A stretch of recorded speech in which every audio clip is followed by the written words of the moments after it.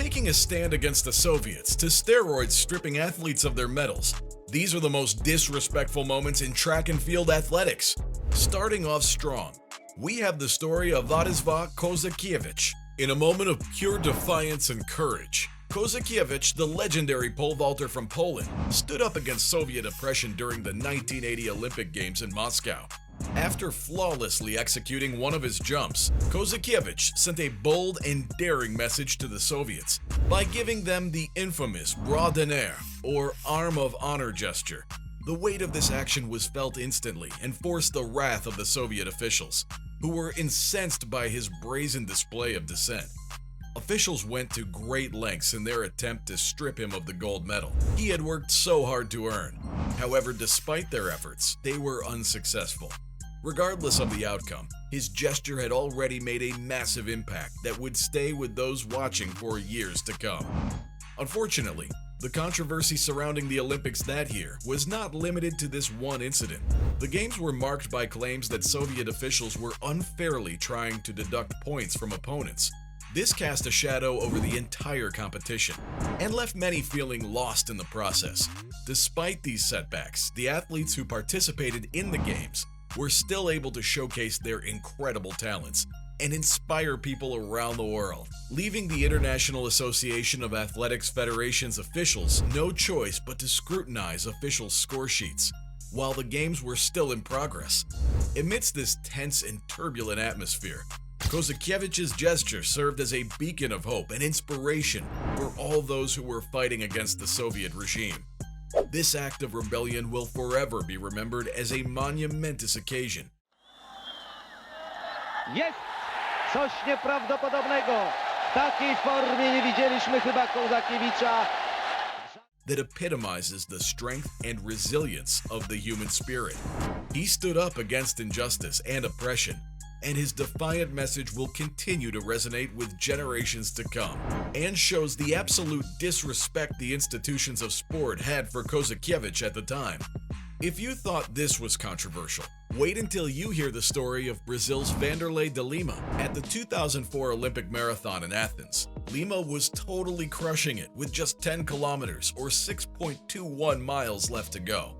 He was leading the pack on his way to victory when out of nowhere, a senseless guy named Neil Horan charged at him from the left, pushing Lima into the crowd. Can you imagine how devastating that must have been for Lima? He'd worked his whole life for this moment, and now some crazed person in a kilt was trying to ruin it for him. But Lima didn't give up. He fought his way back to the race and finished in third place, winning the bronze medal. I mean, talk about a comeback. Lima didn't let Horan's attack get in the way of his goal and still managed to finish on the podium.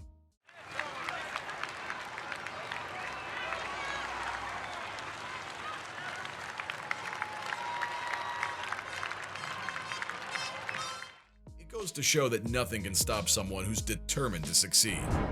Now, I have to warn you, our next disrespectful moment is horribly shocking and saddening. It's 1936. Adolf Hitler's on the rise in Germany. The Olympics are in Berlin, and Hitler's trying to use the games as a means of showing off his regime to the world. To top it all off, something totally shady's going down in the midst of all this. It's the day of the men's 4x100 meter relay, and the American team has two Jewish sprinters, Sam Stoller and Marty Glickman, who are both ready to run their hearts out. But at the last minute, Sam and Marty are pulled from the team and replaced by Jesse Owens and Ralph Metcalfe. Not surprisingly, many observers began accusing the US team of anti-Semitism, arguing that Stoller and Glickman were only pulled because of their religion, a decision made to avoid offending Hitler. Can you even imagine how frustrating that must have been for Stoller and Glickman? They worked their butts off to get to the Olympics, only to be sidelined because of their status as Jews. And for what? So some American officials could save face in front of Nazis? It was appalling, disgusting, and totally wrong. It was proof that even in something as pure and noble as the Olympics, politics and prejudice could still rear their ugly heads. In the end though, Owens and Metcalfe went on to win gold. But here's a scandal that rocked the Olympics and changed the world of athletics forever. I'm talking about the drama that unfolded when Marion Jones lost her gold medals. It was 2007, and Jones, along with other Olympians, were stripped of the gold medals they had won in the 2000 Sydney Olympics. Why? Because Jones was caught up in the Balco scandal, a major doping scandal that rocked the Olympic world. Jones won not one, not two, but 5 gold medals in Sydney. She was on fire. But here's the kicker. 2 of those gold medals were won in relays, which means her teammates were also affected.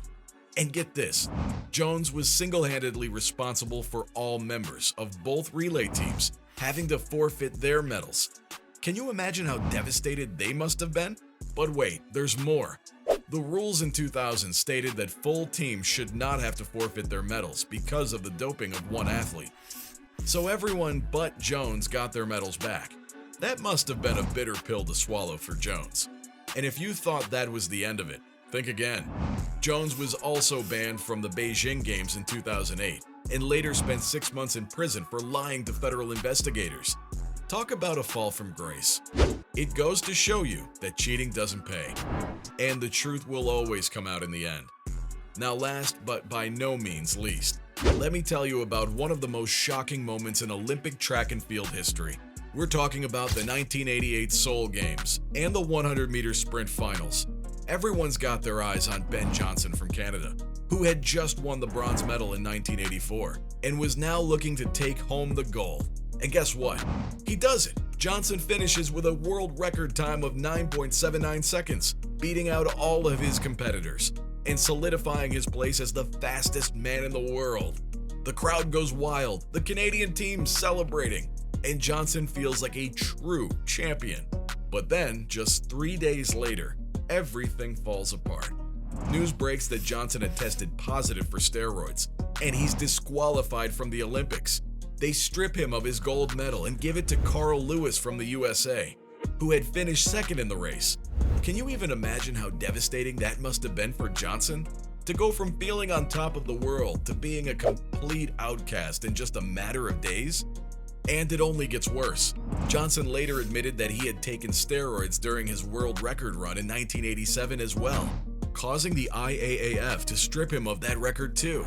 It's a sad story, but it's also a cautionary tale.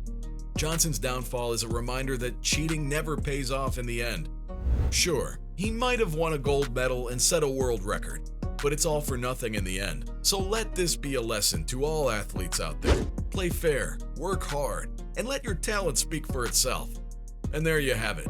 From taking a stand against the Soviets to steroids stripping athletes of their medals. Those were the most disrespectful moments in track and field athletics.